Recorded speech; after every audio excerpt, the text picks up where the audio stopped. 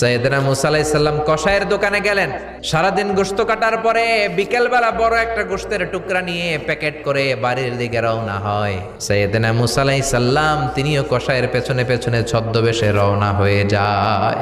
সাইয়েদনা মুসা আলাইহিস সালাম পরিচয় গোপন করে বলে, আমি একজন মুসাফির, আজকে রাতে ও কসাই ভাই আপনার বাড়িতে থাকতে চাই। কসাই বলে, আহলান সাহলান, আসেন।